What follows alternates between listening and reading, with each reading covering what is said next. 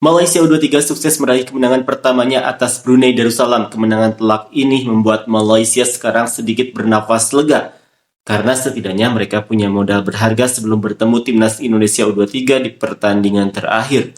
Akan tetapi, banyak fans Malaysia juga yang tidak puas atas penampilan tim Malaysia U23 ini. Bahkan mereka meyakini jika bertemu Indonesia nanti, bisa-bisa Malaysia U23 dipermalukan. Seperti inilah komentar fans Malaysia. Meskipun berhasil mencetak 1 gol, menurut saya Hakimi ini pemain yang paling tidak bisa diandalkan. Larinya berat, membawa bola sendirian pun mudah sekali dipintas pemain Brunei. Padahal dia penyerang utama di tim Liga Super. Nanti setelah pertandingan buat pernyataan seperti ini, Harimau Muda menang telak atas Brunei, peringatan dini untuk Indonesia. Bisa terlihat dari pertandingan pertama, taktik pelatih sudah oke. Terlihat saat kondisi sempit, kita bisa mencari dan keluar dari ruang yang ketat. Tapi masalahnya memang ada pada pemain. Mengontrol bola saja sudah jauh, dribble juga masih jauh bolanya. Ini kan baru U23. Jadi jangan berisik kalau nanti ada pemain naturalisasi. Pemain nomor 9 itu mainnya di lini tengah tapi takut berada di belakang orang. Mudah kalah posisi. Bila sudah bertahun-tahun begini, ini bukan lagi salah pelatih. Pemain kita yang cepat berpuas diri dan tidak kunjung berkembang. Dari keseluruhan terlihat berbeda dibandingkan Arif Aiman. Tidak heran kalau Arif Aiman bisa melaju jauh karena dengan pemain impor pun dia masih terus meningkatkan kemampuannya. Tapi pemain-pemain yang ada, yang biasa kita lihat di liga, menit bermainnya sudah banyak tapi masih ragu-ragu saat bermain. Main kacau balau, tidak ada alur permainan, padahal Brunei tidak menekan terlalu ketat. Anggap saja ini latihan sebelum lawan sebenarnya nanti, yaitu Indonesia. Untuk lolos ke babak selanjutnya, Malaysia semangat. Penyelesaian akhir buruk. Tidak banyak ide untuk menyerang meskipun hanya melawan Brunei. Mainnya seperti itu, pulang awal sajalah.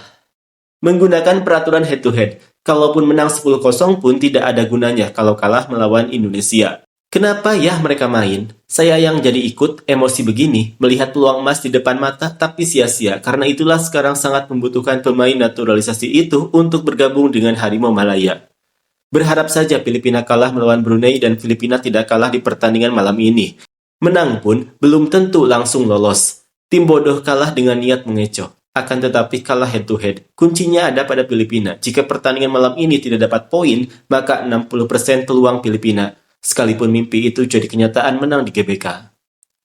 Operan sangat buruk, penyelesaian akhir kacau, seperti tidak latihan. Lawan Brunei saja sudah kacau balau, Hakimi yang sudah banyak pengalaman di Liga Super pun jadi tidak karuan mainnya.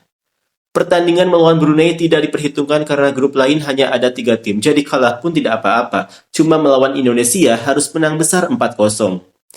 Menang bukan karena pemainnya hebat, tapi karena tim lawan yang buruk. Lihat saja kontrol bola pemain Harimau Malaya U23 menyedihkan sekali.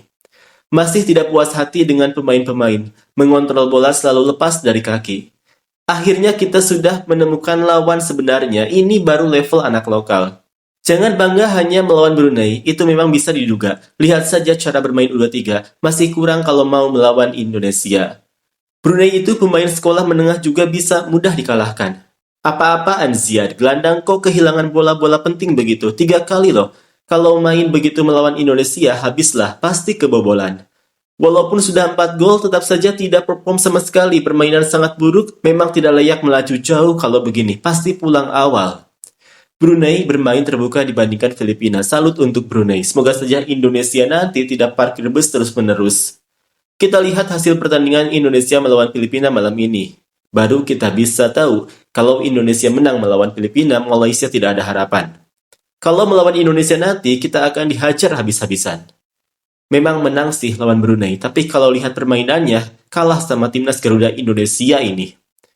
Menang pun lawan Brunei, kalau melawan Indonesia tidak menang, buat apa? Lawan Brunei saja pun tak usahlah gembira.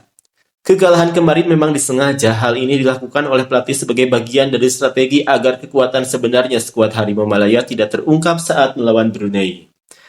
Menang besar tapi seperti anak TK main, tidak habis-habis oper ke belakang saja, dasar sepak bolanya saja tidak becus. Ini baru melawan Brunei, level amatir saja.